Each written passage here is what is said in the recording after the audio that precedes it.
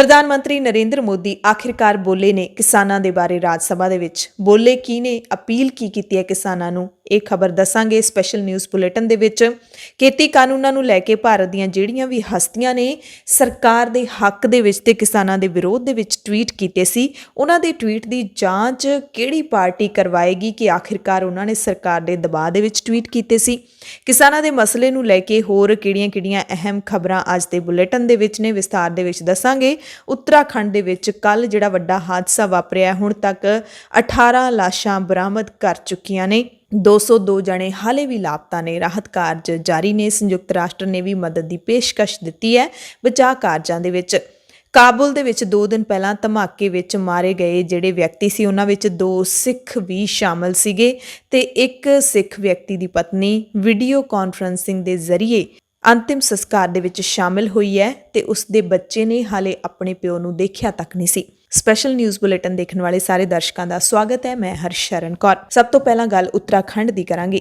ਉੱਤਰਾਖੰਡ ਦੇ ਚਮੋਲੀ ਜ਼ਿਲ੍ਹੇ ਦੇ ਵਿੱਚ ਰਾਹਤ ਤੇ ਬਚਾਅ ਕਾਰਜ ਲਗਾਤਾਰ ਜਾਰੀ ਨੇ ਤੇ ਹੁਣ ਤੱਕ ਦੀ ਜਾਣਕਾਰੀ ਦੇ ਮੁਤਾਬਿਕ ਕੁੱਲ ਜਿਹੜੇ ਲਾਪਤਾ ਹੋਏ 202 ਵਿਅਕਤੀ ਹਾਲੇ ਵੀ ਲਾਪਤਾ ਦੱਸੇ ਜਾ ਰਹੇ ਨੇ ਤੇ ਕੁੱਲ ਲਾਪਤਾ ਵਿਅਕਤੀਆਂ ਵਿੱਚੋਂ 18 ਜਣੇ ਮਿਲ ਚੁੱਕੇ ਨੇ, ਪਰ ਮ੍ਰਿਤਕ ਹਾਲਾਤ ਦੇ ਵਿੱਚ 18 ਜਣਿਆਂ ਦੀਆਂ ਲਾਸ਼ਾਂ ਬਰਾਮਦ ਹੋਈਆਂ ਨੇ। 202 ਹਾਲੇ ਹੋਰ ਲਾਪਤਾ ਨੇ। ਅਧਿਕਾਰੀਆਂ ਦੇ ਦੱਸਣ ਦੇ ਮੁਤਾਬਿਕ ਬਚਾਅ ਤੇ ਰਾਹਤ ਕਾਰਜਾਂ ਵਿੱਚ ਕਈ ਏਜੰਸੀਆਂ ਲੱਗੀਆਂ ਹੋਈਆਂ ਨੇ। ਪਾਵਰ ਪ੍ਰੋਜੈਕਟ ਵਾਲੀ ਥਾਂ ਨੇੜਲੀ ਸੁਰੰਗ ਵਿੱਚ ਫਸੇ 30 ਵਰਕਰਾਂ ਨੂੰ ਬਚਾ ਲਿਆ ਗਿਆ। ਅਧਿਕਾਰੀਆਂ ਦੀ ਜਾਣਕਾਰੀ ਮੁਤਾਬਿਕ ਪਾਵਰ ਪ੍ਰੋਜੈਕਟ ਵਾਲੀ ਥਾਂ ਤੇ ਕੰਮ ਕਰਨ ਵਾਲੇ 202 ਵਿਅਕਤੀ ਹਾਲੇ ਤੱਕ ਲਾਪਤਾ ਨੇ। ਸਾਰੇ ਮਜ਼ਦੂਰ ਨੇ। ਇਹਨਾਂ ਵਿੱਚ ਉਹ ਲੋਕ ਵੀ ਸ਼ਾਮਲ ਨੇ ਜਿਨ੍ਹਾਂ ਦੇ ਘਰ ਪਾਣੀ ਦੇ ਵਿੱਚ ਰੁੜ ਗਏ ਨੇ।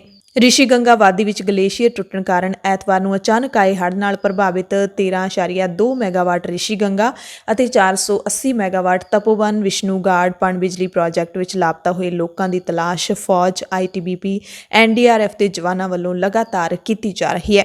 ਝਾਰਖੰਡ ਸਰਕਾਰ ਨੇ ਉੱਤਰਾਖੰਡ ਦੇ ਵਿੱਚ ਗਲੇਸ਼ੀਅਰ ਟੁੱਟਣ ਕਾਰਨ ਮਚੀ ਤਬਾਹੀ ਦੇ ਮੱਦੇਨਜ਼ਰ ਸੂਬੇ ਦੇ ਲੋਕਾਂ ਲਈ ਹੈਲਪਲਾਈਨ ਨੰਬਰ ਵੀ ਜਾਰੀ ਕਰ ਦਿੱਤੇ ਨੇ।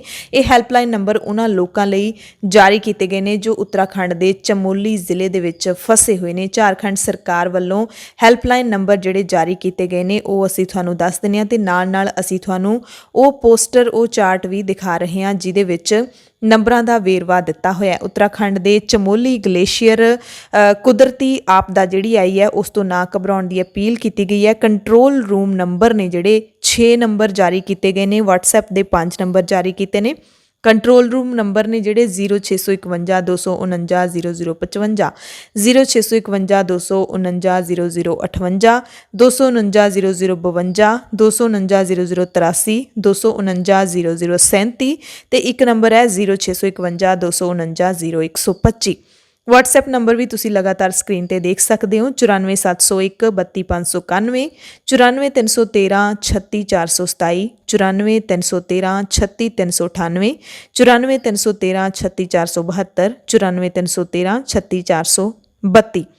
ਇਹਨਾਂ ਨੰਬਰਾਂ ਦੇ ਉੱਤੇ ਤੁਸੀਂ ਸੰਪਰਕ ਕਰ ਸਕਦੇ ਹੋ। WhatsApp ਨੰਬਰ ਤੇ ਤੁਸੀਂ ਸਿਰਫ ਮੈਸੇਜ ਭੇਜ ਕੇ ਜਿਹੜਾ ਮਦਦ ਹੈ ਜਿਹੜੀ ਪ੍ਰਸ਼ਾਸਨ ਦੀ ਉਹ ਤੁਸੀਂ ਲੈ ਸਕਦੇ ਹੋ। ਉੱਤਰਾਖੰਡ ਵਿੱਚ ਇਸ ਕੁਦਰਤੀ ਤਬਾਹੀ ਤੇ ਦੁੱਖ ਪ੍ਰਗਟ ਕਰਦਿਆਂ ਸੰਯੁਕਤ ਰਾਸ਼ਟਰ ਦੇ ਜਨਰਲ ਸਕੱਤਰ ਐਂਟੋਨੀਓ ਗੁਟੇਰਸ ਨੇ ਵੀ ਕਿਹਾ ਕਿ ਲੋੜ ਪੈਣ ਤੇ ਸੰਯੁਕਤ ਰਾਸ਼ਟਰ ਰਾਹਤ ਤੇ ਬਚਾਅ ਕਾਰਜਾਂ ਵਿੱਚ ਮਦਦ ਦੇਣ ਲਈ ਤਿਆਰ ਹੈ। ਗੁਟੇਰਸ ਦੇ ਬੁਲਾਰੇ ਸਟੀਫਨ ਦੁਜਾਰਿਕ ਨੇ ਕਿਹਾ ਕਿ ਐਤਵਾਰ ਨੂੰ ਭਾਰਤ ਦੇ ਉੱਤਰਾਖੰਡ ਸੂਬੇ ਵਿੱਚ ਗਲੇਸ਼ੀਅਰ ਟੁੱਟਣ ਕਾਰਨ ਆਏ ਹੜ੍ਹ ਵਿੱਚ ਕਈ ਲੋਕਾਂ ਦੀ ਮੌਤ ਅਤੇ ਸੈਂਕੜੇ ਲੋਕਾਂ ਦੀ ਲਾਪਤਾ ਹੋਣ ਦੀ ਖਬਰ ਤੋਂ ਗੁਟੇਰਸ ਬਹੁਤ ਦੁਖੀ ਨੇ। ਜੇ ਲੋੜ ਪੈਂਦੀ ਹੈ ਤਾਂ ਸੰਯੁਕਤ ਰਾਸ਼ਟਰ ਬਚਾਅ ਤੇ ਰਾਹਤ ਕਾਰਜਾਂ ਵਿੱਚ ਸਹਿਯੋਗ ਦੇਵੇਗਾ। ਇਸ ਤਬਾਹੀ ਕਾਰਨ ਸਿਰਫ ਸੰਯੁਕਤ ਰਾਸ਼ਟਰ ਹੀ ਨਹੀਂ ਬਲਕਿ ਆਸਟ੍ਰੇਲੀਆ, ਨੇਪਾਲ ਤੇ ਅਮਰੀਕਾ ਨੇ ਵੀ ਡੂੰਘੀ ਹਮਦਰਦੀ ਜਤਾਈ ਹੈ ਤੇ ਪੀੜਤ ਪਰਿਵਾਰਾਂ ਦੇ ਨਾਲ ਖੜਨ ਦਾ ਭਰੋਸਾ ਦਿੱਤਾ ਹੈ। ਆਸਟ੍ਰੇਲੀਆ ਦੇ ਪ੍ਰਧਾਨ ਮੰਤਰੀ ਸਕਾਟ ਮੋਰਿਸਨ ਨੇ ਕਿਹਾ ਕਿ ਆਸਟ੍ਰੇਲੀਆ ਇਸ ਬਹੁਤ ਮੁਸ਼ਕਿਲ ਸਮੇਂ ਆਪਣੇ ਇੱਕ ਕਰੀਬੀ ਦੋਸਤ ਭਾਰਤ ਦੇ ਨਾਲ ਖੜਾ ਹੈ। ਨੇਪਾਲ ਦੇ ਵਿਦੇਸ਼ ਮੰਤਰਾਲੇ ਨੇ ਕਿਹਾ, ਅਸੀਂ ਉੱਤਰਾਖੰਡ ਵਿੱਚ ਬਰਫੀਲੇ ਤੂਫਾਨ ਕਾਰਨ ਆਏ ਹੜ੍ਹ ਕਾਰਨ ਕਈ ਵਿਅਕਤੀਆਂ ਦੀ ਮੌਤ ਅਤੇ ਲਾਪਤਾ ਹੋਣ ਦੀ ਖਬਰ ਤੋਂ ਦੁਖੀ ਹਾਂ। ਅਸੀਂ ਮ੍ਰਿਤਕਾਂ ਦੇ ਪਰਿਵਾਰਕ ਮੈਂਬਰਾਂ ਨਾਲ ਡੂੰਘੇ ਦੁੱਖ ਦਾ ਪ੍ਰਗਟਾਵਾ ਕਰਦੇ ਹਾਂ ਤੇ ਲਾਪਤਾ ਹੋਏ ਲੋਕਾਂ ਦੀ ਸੁਰੱਖਿਆ ਲਈ ਅਰਦਾਸ ਕਰਦੇ ਹਾਂ। ਅਮਰੀਕਾ ਦੇ ਵਿਦੇਸ਼ ਵਿਭਾਗ ਨੇ ਦੁੱਖ ਪ੍ਰਗਟਾਉਂਦਿਆਂ ਕਿਹਾ ਕਿ ਭਾਰਤ ਵਿੱਚ ਗਲੇਸ਼ੀਅਰ ਫਟਣ ਤੇ ਜ਼ਮੀਨ ਖਿਸਕਣ ਨਾਲ ਪ੍ਰਭਾਵਿਤ ਲੋਕਾਂ ਪ੍ਰਤੀ ਸਾਡੀ ਡੂੰਘੀ ਹਮਦਰਦੀ ਹੈ। ਅਸੀਂ ਮ੍ਰਿਤਕਾਂ ਦੇ ਪਰਿਵਾਰ ਤੇ ਦੋਸਤਾਂ ਨਾਲ ਦੁੱਖ ਦਾ ਪ੍ਰਗਟਾਵਾ ਕਰਦੇ ਹਾਂ। ਜ਼ਖਮੀਆਂ ਦੇ ਜਲਦੀ ਅਤੇ ਪੂਰੀ ਸਿਹਤਯਾਬੀ ਦੀ ਉਮੀਦ ਕਰਦੇ ਹਾਂ। ਕਾਂਗਰਸ ਦੇ ਸਾਬਕਾ ਪ੍ਰਧਾਨ ਰਾਹੁਲ ਗਾਂਧੀ ਨੇ ਗਲੇਸ਼ੀਅਰ ਟੁੱਟਣ ਕਾਰਨ ਉੱਤਰਾਖੰਡ ਵਿੱਚ ਆਏ ਹੜ੍ਹ ਨਾਲ ਪ੍ਰਭਾਵਿਤ ਲੋਕਾਂ ਦੀ ਸੁਰੱਖਿਆ ਦੀ ਅਰਦਾਸ ਕਰਦਿਆਂ ਕਿਹਾ ਹੈ ਕਿ ਸੰਕਟ ਦੇ ਇਸ ਸਮੇਂ ਵਿੱਚ ਪੂਰਾ ਮੁਲਕ ਉੱਤਰਾਖੰਡ ਦੇ ਨਾਲ ਹੈ। ਰਾਹੁਲ ਨੇ ਟਵੀਟ ਕੀਤਾ ਹੈ ਕਿ ਪੂਰਾ ਮੁਲਕ ਉੱਤਰਾਖੰਡ ਦੇ ਨਾਲ ਹੈ। ਹਾਲ ਦੀ ਘੜੀ ਵਿੱਚ ਸਭ ਤੋਂ ਵੱਧ ਜ਼ਰੂਰੀ ਹੈ ਕਿ ਆਉਣ ਵਾਲੇ ਕੁਝ ਦਿਨ ਰਾਹਤ ਕਾਰਜਾਂ ਵਿੱਚ ਕੋਈ ਅੜਿੱਕਾ ਨਾ ਪਵੇ। ਮੈਂ ਦਿਲੋਂ ਪ੍ਰਭਾਵਿਤ ਲੋਕਾਂ ਦੇ ਨਾਲ ਹਾਂ ਤੇ ਤੁਹਾਡੇ ਸਭ ਦੀ ਸੁਰੱਖਿਆ ਦੀ ਅਰਦਾਸ ਕਰਦਾ। ਜੰਮੂ ਕਸ਼ਮੀਰ ਦੇ ਇੱਕ ਸਕੂਲੀ ਵਿਦਿਆਰਥੀਆਂ ਨੇ ਵੀ ਉੱਤਰਾਖੰਡ ਵਿੱਚ ਗਲੇਸ਼ੀਅਰ ਟੁੱਟਣ ਕਾਰਨ ਫੈਲੀ ਤਬਾਹੀ ਵਿੱਚ ਪ੍ਰਭਾਵਿਤ ਲੋਕਾਂ ਲਈ ਖਾਸ ਤੌਰ ਤੇ ਅਰਦਾਸ ਕੀਤੀ। ਵਿਦਿਆਰਥੀਆਂ ਨੇ ਅਰਦਾਸ ਕਰਦੇ ਹੋਏ ਕਿਹਾ ਕਿ ਤਬਾਹੀ ਦੌਰਾਨ ਲਾਪਤਾ ਹੋਏ ਸਾਰੇ ਲੋਕ ਜਲਦ ਤੋਂ ਜਲਦ ਆਪਣੇ ਪਰਿਵਾਰਾਂ ਨੂੰ ਮਿਲ ਜਾਣ। ਅਰਦਾਸ ਵਿੱਚ ਸਕੂਲੀ ਅਧਿਆਪਕ ਵੀ ਸ਼ਾਮਿਲ ਹੋਏ। ਵਿਦਿਆਰਥੀਆਂ ਨੇ ਆਪਣੇ ਹੱਥਾਂ ਵਿੱਚ ਪੋਸਟਰ ਫੜ ਕੇ ਦੁੱਖ ਦਾ ਪ੍ਰਗਟਾਵਾ ਕੀਤਾ।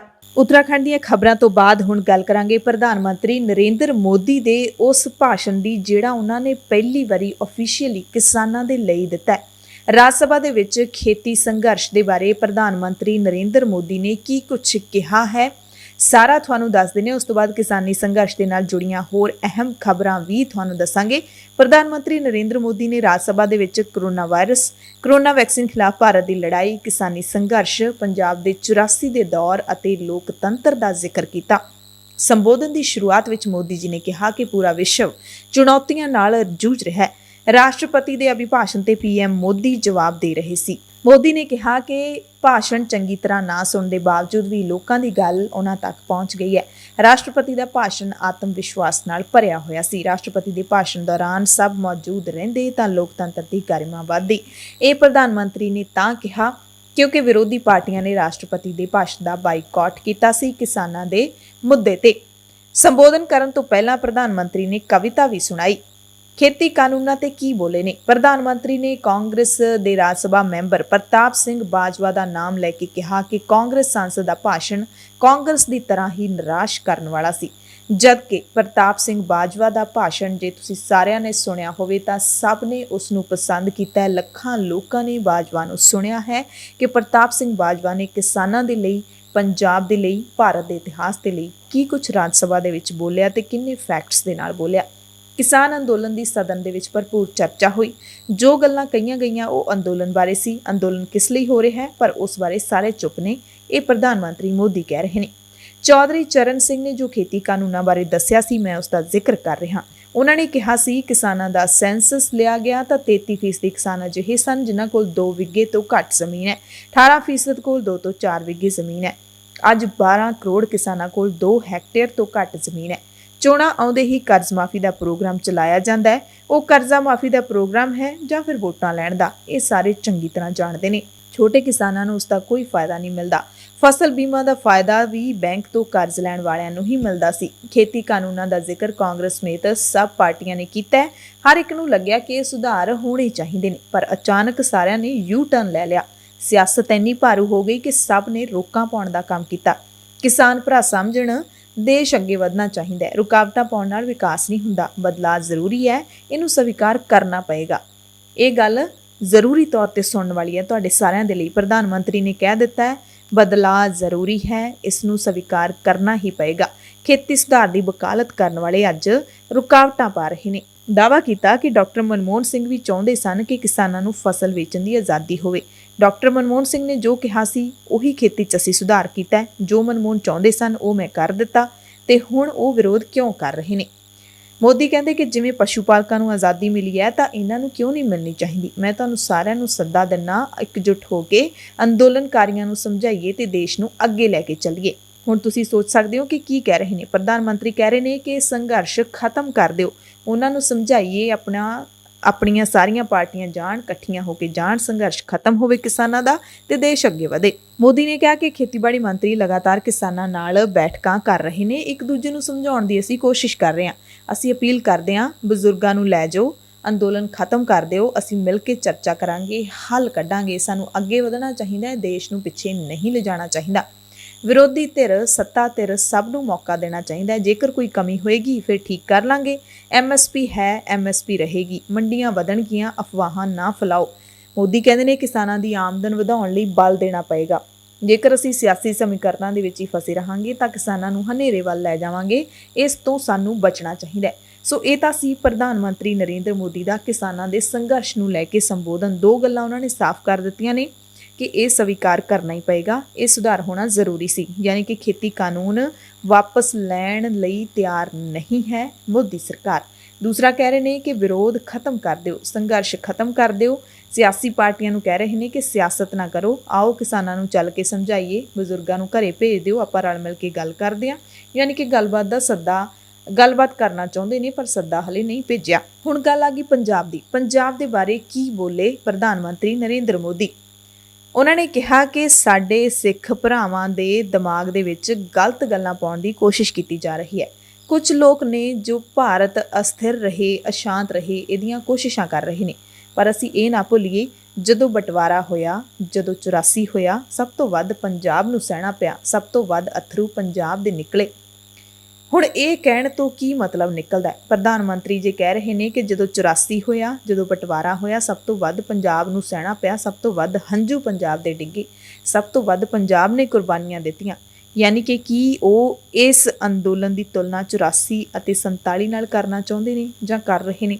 ਕੀ ਉਹ ਇਹ ਸੰਕੇਤ ਦੇ ਰਹੇ ਨੇ ਕਿ ਮੁੜ ਤੋਂ ਉਹੋ ਜਿਹਾ ਮਾਹੌਲ ਆਏਗਾ, ਜਾਂ ਫਿਰ ਕੋਈ ਇਹੋ ਜਿਹੀ ਚੇਤਾਵਨੀ ਦੇ ਰਹੇ ਨੇ ਕਿ ਜੇ ਸੰਘਰਸ਼ ਬੰਦ ਨਾ ਹੋਇਆ ਤਾਂ ਇਹੋ ਜਿਹਾ ਕੁਝ ਵੀ ਹੋ ਸਕਦਾ? ਸੋ ਇਹਦੇ ਮਾਇਨੇ ਤੁਸੀਂ ਖੁਦ ਸੁਣ ਕੇ ਸਮਝ ਸਕਦੇ ਹੋ। ਜੰਮੂ ਕਸ਼ਮੀਰ ਵਿੱਚ ਕਹਿੰਦੇ ਕਈ ਮਾਸੂਮਾਂ ਦੀ ਜਾਨ ਗਈ। ਦੇਸ਼ ਹਰ ਸਿੱਖ ਲਈ ਮਾਣ ਮਹਿਸੂਸ ਕਰਦਾ ਹੈ। ਪੰਜਾਬ ਦੇ ਲੋਕਾਂ ਨੂੰ ਭੜਕਾਉਣ ਦੀ ਕੋਸ਼ਿਸ਼ ਹੋ ਰਹੀ ਹੈ। ਇੱਕ ਨਵੀਂ ਜਮਾਤ ਪੈਦਾ ਹੋ ਗਈ ਹੈ, ਹਰ ਅੰਦੋਲਨ ਦੇ ਵਿੱਚ ਨਜ਼ਰ ਆ ਰਹੀ ਹੈ। ਅੰਦੋਲਨਕਾਰੀ ਜਿਹੜੇ ਅੰਦੋਲਨ ਬਿਨਾਂ ਜਿਉ ਨਹੀਂ ਸਕਦੇ, ਅੰਦੋਲਨ ਕਰਨ ਦੇ ਰਾਹ ਲੱਭਦੇ ਰਹਿੰਦੇ ਨੇ। ਦੇਸ਼ ਅੰਦੋਲਨਕਾਰੀ ਲੋਕਾਂ ਤੋਂ ਬਚੇ, ਅਜਿਹੇ ਲੋਕਾਂ ਨੂੰ ਪਛਾਣਨ ਦੀ ਬਹੁਤ ਲੋੜ ਹੈ। ਸੋ ਇਹ ਸੀ ਪ੍ਰਧਾਨ ਮੰਤਰੀ ਦਾ ਭਾਸ਼ਣ ਜਿਹੜਾ ਉਹਨਾਂ ਨੇ ਰਾਜ ਸਭਾ ਦੇ ਵਿੱਚ ਦਿੱਤਾ। ਇਹਦੇ ਵਿੱਚੋਂ ਕਿਸਾਨਾਂ ਦੇ ਲਈ ਕੀ ਨਿਕਲਿਆ, ਪੰਜਾਬ ਦੇ ਲਈ ਕੀ ਨਿਕਲਿਆ, ਇਹ ਤੁਸੀਂ ਸੁਣੋ ਤੇ ਸਮਝੋ। ਅਗਲੀ ਖਬਰ, ਕੇਂਦਰ ਸਰਕਾਰ ਨੇ ਟਵਿੱਟਰ ਨੂੰ 1178 ਪਾਕਿਸਤਾਨੀ ਖਾਲਿਸਤਾਨੀ ਕਹਿ ਕੇ ਟਵਿੱਟਰ ਖਾਤੇ ਹਟਾਉਣ ਦੇ ਹੁਕਮ ਜਾਰੀ ਕੀਤੇ ਨੇ। ਕੇਂਦਰ ਸਰਕਾਰ ਨੇ ਇਲਜ਼ਾਮ ਲਾਇਆ ਹੈ ਕਿ ਇਹ ਅਕਾਊਂਟ ਕਿਸਾਨੀ ਸੰਘਰਸ਼ ਬਾਰੇ ਗਲਤ ਤੇ ਭੜਕਾਊ ਜਾਣਕਾਰੀ ਫੈਲਾ ਰਹੇ ਨੇ। ਸੂਚੀਬੱਧ ਕੀਤੇ ਗਏ 1178 ਹੈਂਡਲਾਂ ਦੇ ਪਾਕਿਸਤਾਨੀ ਅਤੇ ਖਾਲਿਸਤਾਨੀ ਉਪਭੋਗਤਾ ਨੇ, ਇਹ ਕੇਂਦਰ ਸਰਕਾਰ ਦੇ ਸੂਤਰਾਂ ਨੇ ਦੱਸਿਆ। ਮਹਾਰਾਸ਼ਟਰ ਵਿੱਚ ਕਾਂਗਰਸ ਦੇ ਇੱਕ ਲੀਡਰ ਸਚਿਨ ਸਾਵੰਤ ਨੇ ਕਿਹਾ ਕਿ ਜੇਕਰ ਬੀਜੇਪੀ ਸਾਡੇ ਹੀਰੋਜ਼ ਨੂੰ ਡਰਾ ਰਹੀ ਹੈ ਤਾਂ ਉਹਨਾਂ ਨੂੰ ਸੁਰੱਖਿਆ ਦੇਣੀ ਚਾਹੀਦੀ ਹੈ। ਸਾਵੰਤ ਨੇ ਦਰਅਸਲ ਪ੍ਰਸਿੱਧ ਹਸਤੀਆਂ ਦੇ ਵੱਲੋਂ ਕਿਸਾਨਾਂ ਬਾਰੇ ਜਿਹੜੇ ਟਵੀਟ ਕੀਤੇ ਨੇ ਉਸ ਤੇ ਸਵਾਲ ਚੁੱਕੇ ਨੇ। ਉਹਨਾਂ ਨੇ ਕਿਹਾ ਕਿ ਜਿਹੜੀਆਂ ਹਸਤੀਆਂ ਨੇ ਕਿਸਾਨਾਂ ਦੇ ਹੱਕ ਦੇ ਵਿੱਚ ਟਵੀਟ ਕੀਤੇ ਨੇ ਉਹਨਾਂ ਨੂੰ ਸੁਰੱਖਿਆ ਮਿਲਣੀ ਚਾਹੀਦੀ ਹੈ। ਸਾਵੰਤ ਨੇ ਕਿਹਾ ਕਿ ਅਸੀਂ ਗ੍ਰਹਿ ਮੰਤਰੀ ਅਨਿਲ ਦੇਸ਼ਮੁਖ ਨਾਲ ਗੱਲ ਕੀਤੀ ਹੈ ਤੇ ਉਹਨਾਂ ਨੇ ਕਿਹਾ ਕਿ ਇਹ ਗੰਭੀਰ ਮੁੱਦਾ ਹੈ। ਉਹਨਾਂ ਨੇ ਇਸ ਬਾਰੇ ਖੁਫੀਆ ਵਿਭਾਗ ਨੂੰ ਜਾਂਚ ਦੇ ਹੁਕਮ ਵੀ ਦੇ ਦਿੱਤੇ ਨੇ। ਉਹਨਾਂ ਕਿਹਾ ਕਿ ਰਿਹਾਨਾ ਦੇ ਟਵੀਟ ਦੇ ਜਵਾਬ ਵਿੱਚ ਵਿਦੇਸ਼ ਮੰਤਰਾਲੇ ਦੇ ਟਵੀਟ ਤੋਂ ਬਾਅਦ ਕਈ ਟਵੀਟਸ ਦੀ ਚੇਨ ਸੀ। ਜੇਕਰ ਵਿਅਕਤੀ ਕੋਈ ਪ੍ਰਸਿੱਧ ਹਸਤੀ ਹੈ ਤੇ ਆਪਣੇ ਆਪ ਟਵੀਟ ਕਰਦਾ ਹੈ ਤਾਂ ਠੀਕ ਹੈ, ਪਰ ਇੱਥੇ ਗੁੰਜਾਇਸ਼ ਹੈ ਕਿ ਇਸ ਦੇ ਪਿੱਛੇ ਬੀਜੇਪੀ ਦਾ ਹੱਥ ਹੋ ਸਕਦਾ ਹੈ। ਅਸੀਂ ਇਸ ਟਵੀਟ ਵਿੱਚ ਦੋਸਤਾਨਾ ਵਰਗੇ ਆਮ ਸ਼ਬਦਾਂ ਦਾ ਹਵਾਲਾ ਦਿੱਤਾ ਹੈ। ਮਹਾਰਾਸ਼ਟਰ ਸਰਕਾਰ ਨੇ ਵੀ ਭਰੋਸਾ ਦਿੱਤਾ ਹੈ ਕਿ ਕਿਸਾਨਾਂ ਬਾਰੇ ਸਚਿਨ, ਲਤਾ ਤੇ ਅਕਸ਼ੇ ਸਣੇ ਹੋਰਾਂ ਦੇ ਟਵੀਟਾਂ ਦੀ ਜਾਂਚ ਹੋਵੇਗੀ। ਕਿਸਾਨੀ ਅੰਦੋਲਨ ਨੂੰ ਲੈ ਕੇ ਹਾਲ ਹੀ ਵਿੱਚ ਅੰਤਰਰਾਸ਼ਟਰੀ ਆਵਾਜ਼ਾਂ ਉੱਠੀਆਂ, ਜਿਸ ਤੋਂ ਬਾਅਦ ਮਸ਼ਹੂਰ ਭਾਰਤੀ ਹਸਤੀਆਂ ਨੇ ਵੀ ਉਸ ਦੇ ਟਾਕਰੇ ਲਈ, ਉਸ ਆਵਾਜ਼ ਦੇ ਟਾਕਰੇ ਲਈ ਟਵੀਟ ਕੀਤੇ, ਯਾਨੀ ਕਿ ਸਰਕਾਰ ਨੂੰ ਬਚਾਉਣ ਲਈ ਟਵੀਟ ਕੀਤੇ। ਹੁਣ ਮਹਾਰਾਸ਼ਟਰ ਦੀ ਸਰਕਾਰ ਹੈ, ਜਿਹੜੀ ਸ਼ਿਵ ਸੈਨਾ ਦੀ ਸਰਕਾਰ ਹੈ, ਉਹ ਇਹਨਾਂ ਸਾਰੀਆਂ ਭਾਰਤੀ ਹਸਤੀਆਂ ਦੇ ਟਵੀਟ ਬਾਰੇ ਜਾਂਚ ਕਰਵਾ ਸਕਦੀ ਹੈ। ਕਿਸਾਨ ਅੰਦੋਲਨ ਬਾਰੇ ਟਵੀਟ ਕਰਨ ਵਾਲਿਆਂ ਵਿੱਚ ਭਾਰਤ ਰਤਨ ਲਤਾ ਮੰਗੇਸ਼ਕਰ, ਸਾਬਕਾ ਕ੍ਰਿਕਟਰ ਸਚਿਨ ਤੇਂਦੁਲਕਰ, ਬਾਲੀਵੁੱਡ ਅਭਿਨੇਤਾ ਅਕਸ਼ੇ ਕੁਮਾਰ ਤੇ ਕੰਗਨਾ ਰਣੌਤ ਵਰਗੀਆਂ ਕਈ ਹਸਤੀਆਂ ਸ਼ਾਮਿਲ ਨੇ। ਸੋ ਮਹਾਰਾਸ਼ਟਰ ਦੀ ਸਰਕਾਰ ਚਾਹੁੰਦੀ ਹੈ ਕਿ ਪਤਾ ਲੱਗਣਾ ਚਾਹੀਦਾ ਹੈ, ਜਾਂਚ ਹੋਣੀ ਚਾਹੀਦੀ ਹੈ ਕਿ ਕੀ ਇਹਨਾਂ ਪ੍ਰਸਿੱਧ ਹਸਤੀਆਂ ਨੇ ਭਾਰਤ ਸਰਕਾਰ ਦੇ ਦਬਾਅ ਦੇ ਵਿੱਚ ਟਵੀਟ ਕੀਤੇ ਨੇ। ਜੇ ਦਬਾਅ ਦੇ ਵਿੱਚ ਟਵੀਟ ਕੀਤੇ ਨੇ ਤਾਂ ਇਹਨਾਂ ਨੂੰ ਸੁਰੱਖਿਆ ਮਿਲਣੀ ਚਾਹੀਦੀ ਹੈ। ਇਹਨਾਂ ਹਸਤੀਆਂ ਉੱਤੇ ਟਵੀਟ ਕਰਨ ਦਾ ਕੋਈ ਦਬਾਅ ਤਾਂ ਨਹੀਂ ਪਾਇਆ ਗਿਆ, ਇਸ ਦੀ ਜਾਂਚ ਜ਼ਰੂਰ ਹੋਣੀ ਚਾਹੀਦੀ ਹੈ। ਇਸੇ ਦਰਮਿਆਨ ਬਾਲੀਵੁੱਡ ਅਦਾਕਾਰ ਨਸੀਰੂਦੀਨ ਸ਼ਾਹ ਕਿਸਾਨਾਂ ਦੇ ਹੱਕ ਵਿੱਚ ਖੜੇ ਨੇ। ਉਹਨਾਂ ਨੇ ਕਿਹਾ ਕਿ ਹਜ਼ਾਰਾਂ ਬਜ਼ੁਰਗ, ਬੱਚੇ ਕੜਕਦੀ ਠੰਡ ਵਿੱਚ ਦਿੱਲੀ ਦੀਆਂ ਸੜਕਾਂ ਤੇ ਆਪਣਾ ਹੱਕ ਲੈਣ ਲਈ ਇਕੱਠੇ ਹੋਏ ਨੇ। ਉਹਨਾਂ ਸਾਰਿਆਂ ਨੂੰ ਮੇਰਾ ਸਲਾਮ ਹੈ।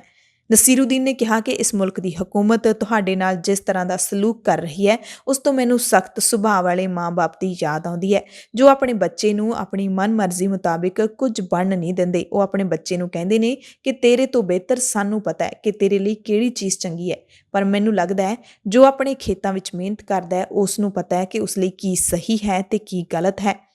ਕਿਸਾਨ ਤਾਕਤ, ਸਬਰ ਤੇ ਹਿੰਮਤ ਦੀ ਮਿਸਾਲ ਨੇ। ਕਿਸਾਨ ਸਾਡੇ ਅੰਨਦਾਤਾ ਨੇ, ਸਾਡੇ ਪਰਵਤ ਨੇ।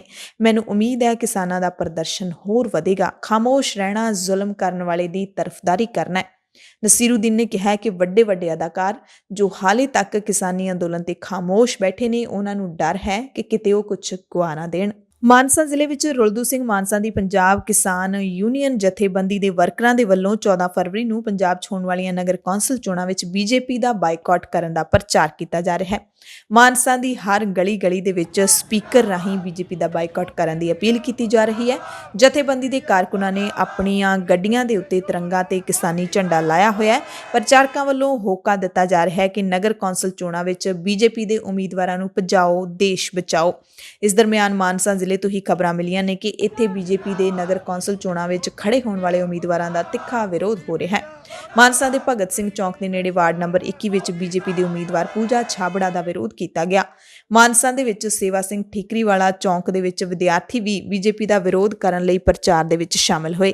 ਵਿਦਿਆਰਥੀਆਂ ਨੇ ਹੱਥਾਂ ਵਿੱਚ ਪੋਸਟਰ ਫੜ ਕੇ ਖੇਤੀ ਕਾਨੂੰਨ ਲਿਆਉਣ ਵਾਲੀ ਬੀਜੇਪੀ ਦੀ ਮੋਦੀ ਸਰਕਾਰ ਦੀ ਖਿਲਾਫਤ ਕੀਤੀ। ਇਸ ਦਰਮਿਆਨ ਵਾਰਡ ਨੰਬਰ 6 ਦੇ ਵਿੱਚ ਵੀ ਭਾਜਪਾ ਉਮੀਦਵਾਰ ਦਾ ਵਿਰੋਧ ਕੀਤਾ ਗਿਆ। ਨਗਰ ਕੌਂਸਲ ਚੋਣਾਂ ਦੇ ਵਿੱਚ ਬੀਜੇਪੀ ਦੇ ਉਮੀਦਵਾਰਾਂ ਨੂੰ ਭਜਾਓ ਅਤੇ ਦੇਸ਼ ਬਚਾਓ।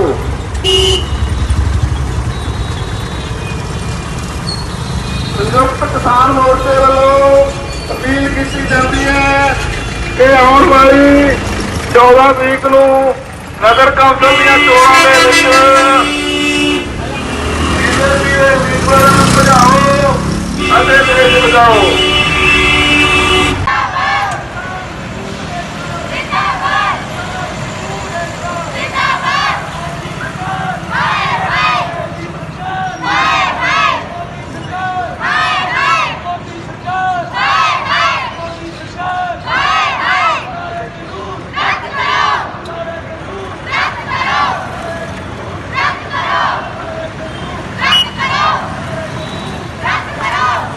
ਜਲੰਧਰ ਦੇ ਆਦਮਪੁਰ ਤੋਂ ਵੀ ਖਬਰ ਮਿਲ ਰਹੀ ਹੈ, ਜਿੱਥੇ ਕਿਸਾਨ ਜਥੇਬੰਦੀਆਂ ਨੇ ਨਗਰ ਕੌਂਸਲ ਦੀਆਂ ਚੋਣਾਂ ਲੜ ਰਹੇ ਬੀਜੇਪੀ ਉਮੀਦਵਾਰਾਂ ਦਾ ਵਿਰੋਧ ਕਰਦਿਆਂ ਬਾਈਕਾਟ ਕੀਤਾ, ਕੇਂਦਰ ਸਰਕਾਰ ਖਿਲਾਫ ਨਾਅਰੇਬਾਜ਼ੀ ਕੀਤੀ। ਵਾਰਡ ਨੰਬਰ 1, 4 ਤੇ 5 ਤੋਂ ਬੀਜੇਪੀ ਦੇ ਨਿਸ਼ਾਨ ਤੇ ਚੋਣ ਲੜ ਰਹੇ ਉਮੀਦਵਾਰਾਂ ਨੂੰ ਕਿਸਾਨ ਜਥੇਬੰਦੀਆਂ ਦੇ ਤਿੱਖੇ ਵਿਰੋਧ ਦਾ ਸਾਹਮਣਾ ਕਰਨਾ ਪਿਆ। ਇੱਥੇ ਕਿਸਾਨਾਂ ਨੇ ਬੀਜੇਪੀ ਉਮੀਦਵਾਰਾਂ ਦੇ ਚੋਣ ਦਫ਼ਤਰ ਵੀ ਬੰਦ ਕਰਵਾ ਦਿੱਤੇ। ਕਿਸਾਨਾਂ ਵੱਲੋਂ ਬੰਦ ਕਰਵਾਏ ਦਫ਼ਤਰਾਂ ਦੀ ਨਿਖੇਧੀ ਕਰਦਿਆਂ ਬੀਜੇਪੀ ਲੀਡਰ ਰਾਜੇਸ਼ ਬਾਘਾ, ਰਾਜੀਵ ਪਾਂਜਾ ਤੇ ਅਮਰਜੀਤ ਸਿੰਘ ਅਮਰੀ ਨੇ ਕਿਹਾ ਕਿ ਬੀਜੇਪੀ ਉਮੀਦਵਾਰਾਂ ਦੀ ਚੜ੍ਹਤ ਦੇਖਦਿਆਂ ਅਕਾਲੀ ਤੇ ਕਾਂਗਰਸੀ ਸਾਡੇ ਬਾਈਕਾਟ ਦੀ ਗੱਲ ਕਰ ਰਹੇ ਨੇ। AIMIM ਦੇ ਮੁਖੀ ਅਸਾਉਦੀਨ ਓਵੈਸੀ ਨੇ ਪ੍ਰਧਾਨ ਮੰਤਰੀ ਨਰਿੰਦਰ ਮੋਦੀ ਦੀ ਅਗਵਾਈ ਵਾਲੀ ਕੇਂਦਰ ਸਰਕਾਰ ਤੇ ਹੱਲਾ ਬੋਲਦਿਆਂ ਕਿਹਾ ਕਿ ਪ੍ਰਦਰਸ਼ਨਕਾਰੀ ਕਿਸਾਨਾਂ ਨੂੰ ਰੋਕਣ ਲਈ ਦਿੱਲੀ ਵਿੱਚ ਹਾਈਵੇ ਪੁੱਟਣ ਤੇ ਕਿੱਲ ਗੱਡਣ ਦੀ ਥਾਂ ਸਰਕਾਰ ਨੂੰ ਇਹ ਕਦਮ ਚੀਨ ਨੂੰ ਰੋਕਣ ਲਈ ਲੱਦਾਖ ਵਿੱਚ ਚੁੱਕਣੇ ਚਾਹੀਦੇ ਨੇ। ਓਵੈਸੀ ਨੇ ਪ੍ਰਧਾਨ ਮੰਤਰੀ ਨਰਿੰਦਰ ਮੋਦੀ ਨੂੰ ਅਪੀਲ ਕੀਤੀ ਕਿ ਉਹ ਕਿਸਾਨਾਂ ਦੇ ਮਨ ਦੀ ਬਾਤ ਸੁਣਨ। ਉਹਨਾਂ ਦਾ ਇਸ਼ਾਰਾ ਪ੍ਰਧਾਨ ਮੰਤਰੀ ਦੇ ਮਹੀਨਾਵਾਰ ਰੇਡੀਓ ਸੰਬੋਧਨ ਵੱਲ ਸੀ। ਓਵੈਸੀ ਨੇ ਕਿਹਾ, ਜੇ ਤੁਸੀਂ ਲੱਦਾਖ ਵਿੱਚ ਕਿੱਲ ਲਾਏ ਹੁੰਦੇ ਤਾਂ ਚੀਨੀ ਸੈਨਿਕ ਭਾਰਤ ਵਿੱਚ ਦਾਖਲੇ ਨਾ ਹੁੰਦੇ। ਤੁਸੀਂ ਲੱਦਾਖ ਵਿੱਚ ਕਿੱਲ ਨਹੀਂ ਲਾਏ ਜਿੱਥੇ ਭਾਰਤੀ ਫੌਜ ਦੇ 18 ਜਵਾਨ ਸ਼ਹੀਦ ਹੋਏ। ਜੇ ਤੁਹਾਡਾ ਸੀਨਾ 56 ਇੰਚ ਦਾ ਹੁੰਦਾ ਤਾਂ ਤੁਸੀਂ ਚੀਨ ਨੂੰ ਹੁਣ ਤੱਕ ਸਬਕ ਸਿਖਾ ਚੁੱਕੇ ਹੁੰਦੇ। ਓਵੈਸੀ ਨੇ ਕਿਹਾ ਕਿ ਮੋਦੀ ਜੀ ਨੇ ਇੱਕ ਵਾਰ ਵੀ ਚੀਨ ਦਾ ਨਾਮ ਨਹੀਂ ਲਿਆ। ਉਹ ਸਾਰੇ ਲੋਕਾਂ ਤੇ ਸਾਰੀਆਂ ਚੀਜ਼ਾਂ ਦਾ ਨਾਮ ਲੈ ਲੈਣਗੇ ਪਰ ਚੀਨ ਦਾ ਨਹੀਂ ਲੈਣਗੇ। ਕਿਸਾਨਾਂ ਨੇ ਸਰਕਾਰੀ ਜ਼ਬਰ ਦੇ ਵਿੱਚ ਸੰਯੁਕਤ ਰਾਸ਼ਟਰ ਦਾ ਵੀ ਦਖਲ ਮੰਗਿਆ ਹੈ। 3 ਖੇਤੀ ਕਾਨੂੰਨਾਂ ਦਾ ਵਿਰੋਧ ਕਰ ਰਹੀਆਂ ਕਿਸਾਨ ਜਥੇਬੰਦੀਆਂ ਨੇ ਦਿੱਲੀ ਹਿੰਸਾ ਤੋਂ ਬਾਅਦ ਕਿਸਾਨਾਂ ਦੀ ਗ੍ਰਿਫਤਾਰੀ, ਮੋਰਚੇ ਵਾਲੀਆਂ ਥਾਵਾਂ ਤੇ ਇੰਟਰਨੈਟ ਸੇਵਾਵਾਂ ਮੁਅੱਤਲ ਕੀਤੇ ਜਾਣ ਦਾ ਮਾਮਲਾ ਸੰਯੁਕਤ ਰਾਸ਼ਟਰ ਮਨੁੱਖੀ ਅਧਿਕਾਰ ਕਮਿਸ਼ਨ ਦੇ ਕੋਲ ਚੁੱਕਿਆ ਹੈ। ਕਿਸਾਨ ਜਥੇਬੰਦੀਆਂ ਦੇ ਲੀਗਲ ਸੈੱਲ ਨੇ UNHRC ਦੇ ਭਾਰਤੀ ਮੁਖੀ ਨੂੰ ਚਿੱਠੀ ਲਿਖੀ ਹੈ। ਇਹ ਚਿੱਠੀ 31 ਜਨਵਰੀ ਨੂੰ ਭੇਜੀ ਗਈ ਸੀ। ਹਿੰਦੁਸਤਾਨ ਟਾਈਮਜ਼ ਦੀ ਖਬਰ ਦੇ ਮੁਤਾਬਿਕ ਅਮਰੀਕਾ ਵਿੱਚ ਭਾਰਤ ਦੇ ਅੰਦੋਲਨਕਾਰੀ ਕਿਸਾਨਾਂ ਦਾ ਮੁੱਦਾ ਮੁੜ ਭਾਰਤ ਦੇ ਸਾਹਮਣੇ ਚੁੱਕਿਆ ਗਿਆ। ਇੰਡੀਆ ਕਾਕਸ ਦੇ ਲੀਡਰਾਂ ਨੇ ਭਾਰਤ ਨੂੰ ਲੋਕਤੰਤਰੀ ਨਿਯਮਾਂ ਨੂੰ ਬਣਾਈ ਰੱਖਣ ਤੇ ਸ਼ਾਂਤਮਈ ਵਿਰੋਧ ਪ੍ਰਦਰਸ਼ਨ ਦੀ ਇਜਾਜ਼ਤ ਦੇਣ ਲਈ ਕਿਹਾ। ਕਾਕਸ ਦੇ ਡੈਮੋਕ੍ਰੈਟਿਕ ਸਹਿ ਪ੍ਰਧਾਨ ਬ੍ਰੈਡ ਸ਼ੇਰਮਨ ਨੇ ਟਵਿੱਟਰ ਤੇ ਰਾਹੀਂ ਦੱਸਿਆ ਕਿ ਇਹ ਮਾਮਲਾ ਭਾਰਤ ਦੇ ਰਾਜਦੂਤ ਤਰਨਜੀਤ ਸਿੰਘ ਸੰਧੂ ਦੇ ਨਾਲ ਕਿਸਾਨ ਅੰਦੋਲਨ ਬਾਰੇ ਵਿਚਾਰ ਵਟਾਂਦਰੇ ਦੌਰਾਨ ਵਰਚੁਅਲ ਮੀਟਿੰਗ ਦੌਰਾਨ ਉਠਾਇਆ ਗਿਆ। ਕਿਸਾਨੀ ਸੰਘਰਸ਼ ਦਰਮਿਆਨ ਇੱਕ ਵੀਡੀਓ ਵੀ ਵਾਇਰਲ ਹੋ ਰਹੀ ਹੈ। ਇਹ ਵੀਡੀਓ ਅਸੀਂ ਤੁਹਾਨੂੰ ਦਿਖਾਉਂਦੇ ਹਾਂ। ਫੌਜ ਵਿੱਚੋਂ ਛੁੱਟੀ ਆਏ ਸਿੱਖ ਨੌਜਵਾਨ ਜਦੋਂ ਬਾਪੂ ਨੂੰ ਧਰਨੇ ਤੇ ਮਿਲਣ ਗਏ ਤਾਂ ਭਾਵੁਕ ਹੋ ਗਏ। ਜਾਣਕਾਰੀ ਮਿਲ ਰਹੀ ਹੈ ਕਿ ਫੌਜ ਵਿੱਚੋਂ ਛੁੱਟੀ ਆਏ 2 ਸਿੱਖ ਜਵਾਨ ਆਪਣੇ ਪਿਤਾ ਨੂੰ ਮਿਲਣ ਲਈ ਦਿੱਲੀ ਕਿਸਾਨ ਮੋਰਚੇ ਤੇ ਗਏ। ਪਿਤਾ ਨੂੰ ਮਿਲਣ ਤੇ ਨੌਜਵਾਨ ਸਿਪਾਹੀ ਭਾਵੁਕ ਹੋ ਗਿਆ, ਅੱਖਾਂ ਵਿੱਚੋਂ ਹੰਝੂ ਆ ਗਏ। ਉਸ ਦਾ ਪਿਤਾ ਪਿਛਲੇ ਕਰੀਬ 75 ਦਿਨਾਂ ਤੋਂ 3 ਖੇਤੀ ਕਾਨੂੰਨਾਂ ਦੇ ਵਿਰੋਧ ਵਿੱਚ ਦਿੱਲੀ ਮੋਰਚੇ ਤੇ ਡਟਿਆ ਹੋਇਆ ਹੈ। ਘਟਨਾ ਦੀ ਤਸਵੀਰ ਤੇ ਵੀਡੀਓ ਸੋਸ਼ਲ ਮੀਡੀਆ ਤੇ ਵਾਇਰਲ ਹੋ ਗਈ। ਦਿੱਲੀ ਸਿੱਖ ਗੁਰਦੁਆਰਾ ਮੈਨੇਜਮੈਂਟ ਕਮੇਟੀ ਦੇ ਪ੍ਰਧਾਨ ਮਨਜਿੰਦਰ ਸਿੰਘ ਸਿਰਸਾ ਨੇ ਇਸ ਵੀਡੀਓ ਨੂੰ ਆਪਣੇ ਫੇਸਬੁੱਕ ਅਕਾਊਂਟ ਤੇ ਸ਼ੇਅਰ ਕੀਤਾ ਤੇ ਲਿਖਿਆ ਹੈ ਕਿ ਜਦੋਂ ਇੱਕ ਸਿਪਾਹੀ ਛੁੱਟੀ ਤੇ ਘਰ ਆਇਆ ਤਾਂ ਉਹ ਪਹਿਲਾਂ ਆਪਣੇ ਕਿਸਾਨ ਪਿਤਾ ਨੂੰ ਮਿਲਣ ਲਈ ਦਿੱਲੀ ਬਾਰਡਰ ਤੇ ਪਹੁੰਚਿਆ। ਉਸ ਦੀਆਂ ਅੱਖਾਂ ਵਿੱਚ ਹੰਝੂ ਆ ਗਏ। ਦੇਸ਼ ਲਈ ਜਾਨ ਵਾਰਨ ਵਾਲੇ ਫੌਜੀ ਪਰਿਵਾਰਾਂ ਨੂੰ ਹੀ ਕੋਈ ਘਟੀਆ ਸੋਚ ਵਾਲਾ ਵਿਅਕਤੀ ਖਾਲਿਸਤਾਨੀ ਕਹੇਗਾ, ਇਹ ਲਿਖਿਆ ਮਨਜਿੰਦਰ ਸਿਰਸਾ ਨੇ। ਇਹ ਵੀਡੀਓ ਵਾਇਰਲ ਹੈ, ਇਸ ਦੀ ਪੁਸ਼ਟੀ ਦਾ ਖਾਲਸ ਟੀਵੀ ਨਹੀਂ ਕਰਦਾ। ਕਿਸਾਨ ਮਜ਼ਦੂਰ ਸੰਘਰਸ਼ ਕਮੇਟੀ ਦੇ ਲੀਡਰ ਸਰਵਣ ਸਿੰਘ ਪੰਧੇਰ ਨੇ ਐਲਾਨ ਕੀਤਾ ਹੈ ਕਿ ਜਥੇਬੰਦੀ ਦੇ ਵੱਲੋਂ ਨੌਦੀਪ ਕੌਰ ਦਾ ਕੇਸ ਮਨੁੱਖੀ ਅਧਿਕਾਰਾਂ ਦੇ ਵਕੀਲਾਂ ਨੂੰ ਲੜਨ ਦੀ ਸਿਫਾਰਿਸ਼ ਕੀਤੀ ਜਾਏਗੀ।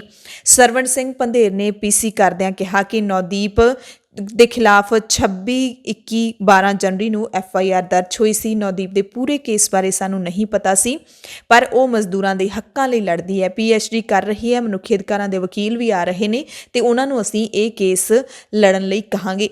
ਬੰਦੇਰ ਨੇ ਪੀਸੀ ਦੌਰਾਨ ਕਿਹਾ ਕਿ 28 ਤਰੀਕ ਨੂੰ ਸਾਡੇ ਕੈਂਪ ਤੇ ਹਮਲਾ ਹੋਇਆ। ਹਮਲੇ ਦੇ ਖਿਲਾਫ ਪੰਜਾਬੀ ਭਾਈਚਾਰੇ ਨੇ ਸਾਨੂੰ ਪੂਰਾ ਸਹਿਯੋਗ ਦਿੱਤਾ ਹੈ। ਪਾਣੀ ਬਿਜਲੀ ਕੱਟਣ ਦਾ ਕੌਮਾਂਤਰੀ ਪੱਧਰ ਤੇ ਵੀ ਵਿਰੋਧ ਹੋਇਆ ਹੈ ਤੇ ਪ੍ਰਧਾਨ ਮੰਤਰੀ ਨੇ ਰਾਜ ਸਭਾ ਵਿੱਚ ਕਿਹਾ ਕਿ ਲੋਕਤੰਤਰ ਤੇ ਸਵਾਲ ਨਹੀਂ ਚੁੱਕਣੇ ਚਾਹੀਦੇ, ਪਰ ਜੇਕਰ ਕੋਈ ਸ਼ਾਂਤਮਈ ਧਰਨਾ ਚੁੱਕਣ ਦੀ ਗੱਲ ਕਰਦਾ ਹੈ ਤਾਂ ਇਹ ਲੋਕਤੰਤਰ ਦੇ ਉੱਤੇ ਹਮਲਾ ਹੀ ਤਾਂ ਹੈ। 26 ਜਨਵਰੀ ਦੀਆਂ ਘਟਨਾਵਾਂ ਤੋਂ ਬਾਅਦ ਰਣਜੀਤ ਸਿੰਘ ਡਿਬਡਵਾ ਦੇ ਪਰਿਵਾਰ ਵੱਲੋਂ ਜੋ ਇਲਜ਼ਾਮ ਲਾਏ ਗਏ ਨੇ ਕਿ ਨਵਰੀਤ ਸਿੰਘ ਨੂੰ ਗੋਲੀ ਮਾਰੀ ਗਈ ਹੈ, ਜਿਸ ਵਿੱਚ ਪੱਤਰਕਾਰਾਂ ਨੇ ਵੀ ਇਸ ਘਟਨਾ ਨੂੰ ਕਵਰੇਜ ਉਹਦੀ ਕੀਤੀ ਹੈ, ਪਰ ਉਹਨਾਂ 8 ਪੱਤਰਕਾਰਾਂ ਦੇ ਖਿਲਾਫ ਵੀ ਕੇਸ ਦਰਜ ਕਰ ਲਏ ਗਏ ਨੇ। ਇਹਨਾਂ ਦੇ ਵਿੱਚ ਕਾਰਵਾ ਮੈਗਜ਼ੀਨ ਦਾ ਪੱਤਰਕਾਰ ਵੀ ਸ਼ਾਮਲ ਹੈ। ਪ੍ਰੈਸ ਦੇ ਖੇਤਰ ਦੇ ਵਿੱਚ ਵੀ ਭਾਰਤ ਬਦਨਾਮ ਹੋ ਰਿਹਾ ਹੈ। ਜੇ ਸਾਡੇ ਤੇ ਹੋਏ ਹਮਲੇ ਦਾ ਕੋਈ ਫੈਸਲਾ ਨਾ ਹੋਇਆ ਤਾਂ ਅਸੀਂ ਕਾਨੂੰਨੀ ਲੜਾਈ ਲੜਾਂਗੇ। ਰਣਜੀਤ ਸਿੰਘ ਡਿਬਡਵਾ ਦੇ ਕੇਸ ਦੀ ਵੀ ਅਸੀਂ ਤਿਆਰੀ ਕਰ ਰਹੇ ਹਾਂ। ਪੈਰਵਾਈ ਲਈ ਅਸੀਂ ਤੱਥ ਇਕੱਠੇ ਕਰ ਰਹੇ ਹਾਂ। ਪ੍ਰੈਸ ਕਾਨਫਰੰਸ ਦੌਰਾਨ ਪੰਧੇਰ ਨੇ ਇਹ ਵੀ ਕਿਹਾ ਕਿ ਪੰਜਾਬ ਨਾਲ ਸੰਬੰਧਿਤ ਮੰਤਰੀ ਸੋਮਨਾਥ ਚੰਡੀਗੜ੍ਹ ਜਾ ਕੇ ਪ੍ਰੈਸ ਕਾਨਫਰੰਸ ਕਰਕੇ ਹੱਥ ਜੋੜ ਕੇ ਕਹਿੰਦੇ ਨੇ ਕਿ ਅਸੀਂ ਮਾਮਲੇ ਦਾ ਹੱਲ ਕੱਢਣਾ ਚਾਹੁੰਦੇ ਹਾਂ। ਇੱਕ ਪਾਸੇ ਚੰਡੀਗੜ੍ਹ 'ਚ ਸੁਖਦੇਵ ਸਿੰਘ ਨਾਂ ਦੇ ਵਿਅਕਤੀ ਨੂੰ ਚੁੱਕ ਲਿਆ ਜਾਂਦਾ ਹੈ, ਪੂਰੇ ਪੰਜਾਬ 'ਚ ਮੀਡੀਆ 'ਚ ਦਹਿਸ਼ਤ ਫੈਲਾਈ ਜਾਂਦੀ ਹੈ।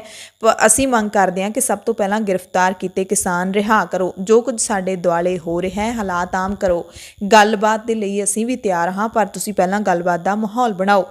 ਪੰਧੇਰ ਨੇ ਪ੍ਰਧਾਨ ਮੰਤਰੀ ਨੂੰ ਸਵਾਲ ਪੁੱਛਿਆ ਹੈ ਕਿ ਪ੍ਰਧਾਨ ਮੰਤਰੀ ਨੇ ਫਿਰ ਕਹਿ ਦਿੱਤਾ ਹੈ ਖੇਤੀ ਕਾਨੂੰਨ ਚੰਗੇ ਨੇ। ਆਖਰੀ ਮੀਟਿੰਗ ਵਿੱਚ ਇਹਨਾਂ ਦੇ ਮੰਤਰੀ ਹੀ ਮੀਟਿੰਗ ਤੋੜ ਕੇ ਗਏ ਨੇ। ਅਸੀਂ ਜੋ ਪ੍ਰਸਤਾਵ ਦੇਣੇ ਸੀ ਦੇ ਦਿੱਤੇ ਨੇ। ਪੰਜਾਬ ਦੇ ਕਿਸਾਨਾਂ ਨੂੰ ਗੁੰਮਰਾਹ ਕਰਨ ਬਾਰੇ ਵੀ ਮੋਦੀ ਨੇ ਬਿਆਨ ਦਿੱਤਾ ਹੈ।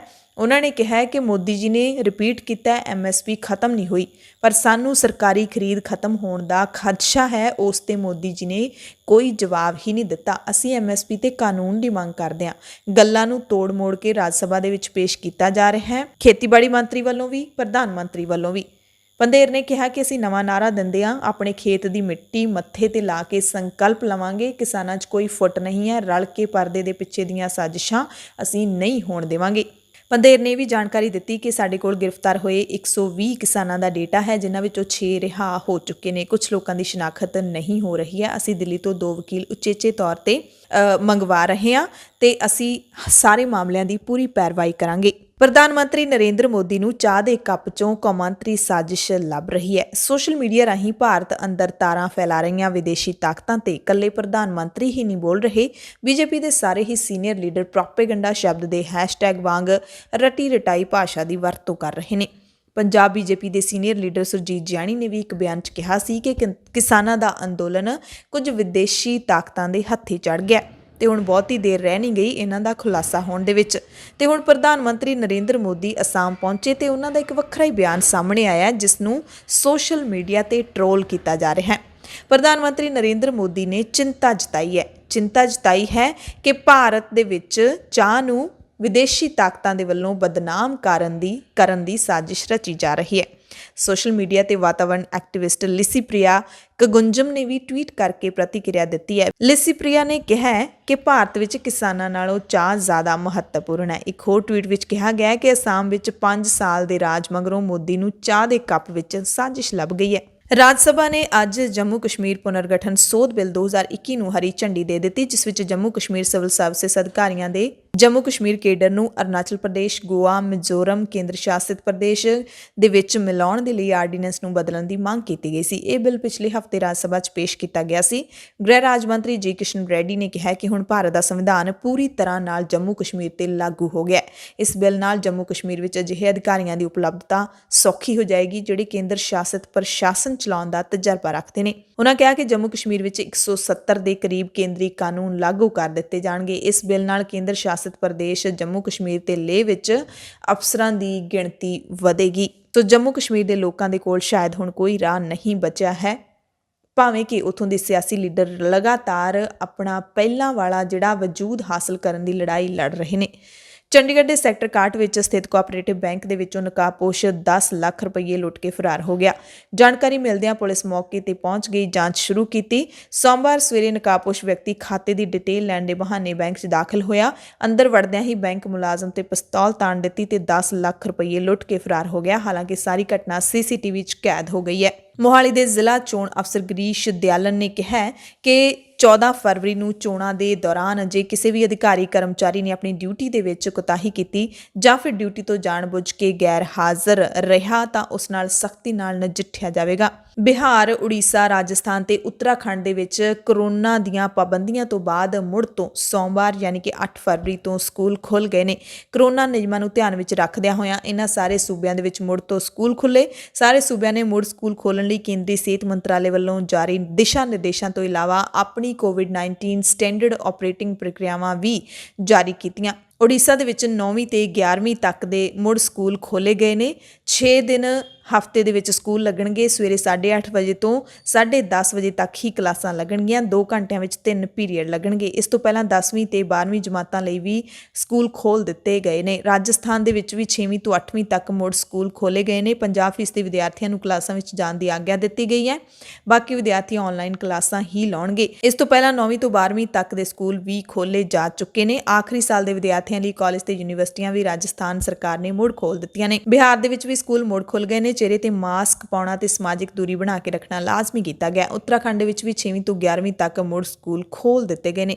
ਸਕੂਲਾਂ ਵਿੱਚ ਨੋਡਲ ਅਧਿਕਾਰੀ ਨਿਯੁਕਤ ਕੀਤੇ ਗਏ ਨੇ ਜੋ ਕਲਾਸਰੂਮਸ ਦੀ ਨਿਯਮਿਤ ਤੌਰ ਤੇ ਸੈਨੀਟਾਈਜ਼ਿੰਗ, ਥਰਮਲ ਸਕਰੀਨਿੰਗ, ਮਾਸਕ ਪਹਿਨਣ ਤੇ ਸਮਾਜਿਕ ਦੂਰੀ ਦੇ ਨਿਯਮਾਂ ਦੀ ਪਾਲਣਾ ਦਾ ਧਿਆਨ ਰੱਖਣਗੇ। ਕੇਂਦਰੀ ਸ਼ਹਿਰੀ ਹਵਾਬਾਜ਼ੀ ਮੰਤਰੀ ਹਰਦੀਪ ਸਿੰਘ ਪੁਰੀ ਨੇ ਕਿਹਾ ਹੈ ਕਿ ਹਵਾਬਾਜ਼ੀ ਮੰਤਰਾਲੇ ਨੇ ਉਡਾਨ ਸਕੀਮ ਤਹਿਤ ਕਰੀਬ 1000 에ਅਰ ਰੂਟ ਸ਼ੁਰੂ ਕਰਨ ਦਾ ਫੈਸਲਾ ਕੀਤਾ ਹੈ, ਯਾਨੀ ਕਿ 1000 ਰੂਟਸ ਦੇ ਉੱਤੇ ਹਵਾਈ ਸੇਵਾ ਸ਼ੁਰੂ ਕੀਤੀ ਜਾਏਗੀ। ਸੇਵਾ ਤੋਂ ਬਾਹਰ ਤੇ ਸਮਰੱਥਾ ਨਾਲੋਂ ਘੱਟ ਉਡਾਣਾਂ ਸੰਭਾਲ ਰਹੇ ਹਵਾਈ ਅੱਡਿਆਂ ਤੇ ਇਹ ਉਡਾਣਾਂ ਸ਼ੁਰੂ ਕੀਤੀਆਂ ਜਾਣਗੀਆਂ। ਪੁਰੀ ਨੇ ਦੱਸਿਆ ਕਿ ਇਸ ਖੇਤਰ ਵਿੱਚ ਨਿੱਜੀਕਰਨ ਜ਼ਰੂਰੀ ਹੈ ਕਿਉਂਕਿ ਸਰਕਾਰ ਕੋਲ ਹਵਾਈ ਅੱਡੇ ਚਲਾਉਣ ਦੀ ਮੁਹਾਰਤ ਨਹੀਂ ਹੈ। ਕੇਂਦਰੀ ਮੰਤਰੀ ਨੇ ਦੱਸਿਆ ਕਿ 56 ਹਵਾਈ ਅੱਡੇ ਪਹਿਲਾਂ ਹੀ ਅਪਗ੍ਰੇਡ ਕਰ ਦਿੱਤੇ ਗਏ ਨੇ। 700 ਤੋਂ ਵੱਧ ਰੂਟ ਵੰਡੇ ਗਏ ਨੇ। 311 ਰੂਟਾਂ ਤੇ ਉਡਾਣ ਸਕੀਮ ਹੇਠ ਸੇਵਾਵਾਂ ਦਿੱਤੀਆਂ ਜਾਣਗੀਆਂ। ਇਹ ਸਕੀਮ 2017 ਵਿੱਚ 4500 ਕਰੋੜ ਰੁਪਏ ਦੇ ਬਜਟ ਨਾਲ ਲਾਂਚ ਕੀਤੀ ਗਈ ਹੈ। ਭਾਰਤ ਸਰਕਾਰ ਅਤੇ ਪੰਜਾਬ ਸਰਕਾਰ ਨੇ ਅਨੁਸੂਚਿਤ ਜਾਤੀਆਂ ਦੇ ਵਿਦਿਆਰਥੀਆਂ ਲਈ ਚਲਾਈ ਜਾ ਰਹੀ ਪੋਸਟ ਮੈਟ੍ਰਿਕ ਸਕਾਲਰਸ਼ਿਪ ਸਕੀਮ ਦਾ ਪੋਰਟਲ ਮੁੜ ਖੋਲ੍ਹ ਦਿੱਤਾ ਹੈ ਤੇ ਸਕਾਲਰਸ਼ਿਪ ਅਪਲਾਈ ਕਰਨ ਦੀ ਤਾਰੀਖ 15 ਫਰਵਰੀ ਤੱਕ ਵਧਾ ਦਿੱਤੀ ਹੈ। ਬੁਲੇਟਿਨ ਦੇ ਵਿੱਚ ਵਿਦੇਸ਼ ਦੀਆਂ ਖਬਰਾਂ ਤੁਹਾਨੂੰ ਦੱਸ ਦਿੰਦੇ ਹਾਂ। ਕਾਬੁਲ ਦੇ ਵਿੱਚ 2 ਦਿਨ ਪਹਿਲਾਂ ਧਮਾਕਾ ਹੋਇਆ ਸੀ ਜਿਸ ਦੇ ਵਿੱਚ 2 ਸਿੱਖ ਵਿਅਕਤੀਆਂ ਦੇ ਸਮੇਤ 3 ਲੋਕ ਮਾਰੇ ਗਏ ਸੀ। ਧਮਾਕੇ ਵਿੱਚ ਮਾਰੇ ਗਏ ਇੱਕ ਸਿੱਖ ਵਿਅਕਤੀ ਦਾ ਅੰਤਿਮ ਸੰਸਕਾਰ ਉਸ ਦੀ ਪਤਨੀ ਨੇ ਭਾਰਤ ਦੇ ਲੁਧਿਆਣਾ ਜ਼ਿਲ੍ਹੇ ਤੋਂ ਵੀਡੀਓ ਕਾਲ ਰਾਹੀਂ ਦੇਖਿਆ। ਮ੍ਰਿਤਕ ਦਾ ਇੱਕ ਬੇਟਾ ਵੀ ਮੌਜੂਦ ਸੀ ਜਿਸ ਨੇ ਹਾਲੇ ਤੱਕ ਆਪਣੇ ਪਿਤਾ ਨੂੰ ਵੇਖਿਆ ਹੀ ਨਹੀਂ ਹੈ। ਮ੍ਰਿਤਕ ਸਨੀ ਦਾ ਅੰਤਿਮ ਸੰਸਕਾਰ ਕਾਬੁਲ ਵਿੱਚ ਘੱਟ ਗਿਣਤੀ ਸਿੱਖ ਭਾਈਚਾਰੇ ਦੇ ਮੈਂਬਰਾਂ ਨੇ ਕੀਤਾ ਤੇ ਸਾਰਾ ਕੁਝ ਲੁਧਿਆਣੇ ਰਹਿੰਦੀ ਉਸ ਦੀ ਪਤਨੀ ਨੂੰ ਵੀਡੀਓ ਕਾਲ ਰਾਹੀਂ ਦਿਖਾਇਆ ਗਿਆ। ਸਨੀ ਦੇ ਬੇਟੇ ਦਾ ਜਨਮ ਪਿਛਲੇ ਸਾਲ ਅਕਤੂਬਰ ਵਿੱਚ ਹੀ ਹੋਇਆ ਸੀ ਤੇ ਸਨੀ ਕਾਬੁਲ ਵਿੱਚ ਦਵਾਈਆਂ ਤੇ ਮਸਾਲਿਆਂ ਦਾ ਵਪਾਰੀ ਸੀ। 2 ਦਿਨ ਪਹਿਲਾਂ ਅਫਗਾਨਿਸਤਾਨ ਦੀ ਰਾਜਧਾਨੀ ਕਾਬੁਲ ਵਿੱਚ 2 ਵੱਖ-ਵੱਖ ਧਮਾਕਿਆਂ ਵਿੱਚ ਸਿੱਖ ਭਾਈਚਾਰੇ ਦੇ 2 ਵਿਅਕਤੀਆਂ ਸਮੇਤ ਘੱਟੋ-ਘੱਟ 3 ਲੋਕਾਂ ਦੀ ਮੌਤ ਹੋ ਗਈ ਸੀ। 4 ਹੋਰ ਲੋਕ ਜ਼ਖਮੀ ਵੀ ਹੋਏ ਸੀ। ਹਾਲੇ ਤੱਕ ਕਿਸੇ ਵੀ ਅੱਤਵਾਦੀ ਜਥੇਬੰਦੀ ਨੇ ਇਸ ਹਮਲੇ ਦੀ ਜ਼ਿੰਮੇਵਾਰੀ ਨਹੀਂ ਲਈ ਹੈ, ਪਰ ਇਸਲਾਮਿਕ ਅੱਤਵਾਦੀ ਗਰੁੱਪ ਅਕਸਰ ਅਫਗਾਨਿਸਤਾਨ ਵਿੱਚ ਸਿੱਖਾਂ ਤੇ ਹੋਰ ਘੱਟ ਗਿਣਤੀਆਂ ਨੂੰ ਨਿਸ਼ਾਨਾ ਬਣਾਉਂਦਾ ਰਹਿੰਦਾ ਹੈ। ਦੁਨੀਆ ਦੇ ਕਿਹੜੇ ਦੇਸ਼ ਵਿੱਚ ਲੋਕਤੰਤਰ ਪ੍ਰਣਾਲੀ ਕਿੰਨੀ ਕੁ ਵਧੀਆ ਤਰੀਕੇ ਨਾਲ ਚੱਲਦੀ ਹੈ, ਇਸ ਬਾਰੇ ਕੌਮਾਂਤਰੀ ਅਖਬਾਰ ਦਾ ਇਕੋਨੋਮਿਸਟ ਨੇ ਰੈਂਕਿੰਗ ਜਾਰੀ ਕੀਤੀ ਹੈ। ਅਖਬਾਰ ਦੇ ਇੰਟੈਲੀਜੈਂਸ ਯੂਨਿਟ ਨੇ 2020 ਦੀ ਵਿਸ਼ਵ ਵਿਆਪੀ 167 ਦੇਸ਼ਾਂ ਦੇ ਲੋਕਤੰਤਰ ਦੀ ਰੈਂਕਿੰਗ ਜਾਰੀ ਕੀਤੀ ਹੈ ਤੇ ਵਿਸ਼ਵ ਦੇ ਇੱਕ ਕੋਨੇ ਦੇ ਵਿੱਚ ਨਿੱਕਾ ਜਿਹਾ ਮੁਲਕ ਨਿਊਜ਼ੀਲੈਂਡ ਹਮੇਸ਼ਾ ਉੱਚ ਰੈਂਕਿੰਗ ਲੈ ਕੇ ਸਿਰ ਕੱਢਵਾਂ ਹੋ ਕੇ ਕੀਵੀਆਂ ਦਾ ਮਾਣ ਵਧਾਉਂਦਾ ਹੈ। ਤੇ ਇਸ ਵਾਰ ਵੀ ਲੋਕਤਾਂਤਰਿਕ ਰੈਂਕਿੰਗ ਦੇ ਵਿੱਚ ਨਿਊਜ਼ੀਲੈਂਡ 10 ਦੇ ਵਿੱਚੋਂ 9.25 ਤੋਂ ਵੱਧ ਅੰਕ ਲੈ ਕੇ ਚੌਥੇ ਸਥਾਨ ਤੇ ਰਿਹਾ ਹੈ। ਪਹਿਲੇ ਨੰਬਰ ਤੇ ਨਾਰਵੇ, ਦੂਸਰੇ ਤੇ ਆਇਰਲੈਂਡ, ਤੀਸਰੇ ਤੇ ਸਵੀਡਨ, ਕੈਨੇਡਾ 5ਵੇਂ ਤੇ ਰਿਹਾ ਹੈ, ਅਮਰੀਕਾ 25ਵੇਂ ਤੇ ਰਿਹਾ ਹੈ। ਤੇ ਜੇ ਭਾਰਤ ਦਾ ਨੰਬਰ ਜਾਣਨਾ ਚਾਹੁੰਦੇ ਹੋ ਤਾਂ ਉਸ ਦਾ ਨੰਬਰ 53ਵਾਂ ਹੈ। ਆਸਟ੍ਰੇਲੀਆ 9ਵੇਂ ਥਾਂ ਦੇ ਉੱਤੇ ਹੈ। ਪਾਕਿਸਤਾਨ 105ਵੇਂ ਨੰਬਰ ਤੇ ਰਿਹਾ ਹੈ, ਉਸ ਨੂੰ ਸਿਰਫ 4.5 ਤੋਂ ਵੀ ਘੱਟ ਅੰਕ ਮਿਲੇ ਨੇ। ਸਪੈਸ਼ਲ ਨਿਊਜ਼ ਬੁਲੇਟਿਨ ਦੇਖਣ ਵਾਲੇ ਸਾਰੇ ਦਰਸ਼ਕਾਂ ਦਾ ਧੰਨਵਾਦ।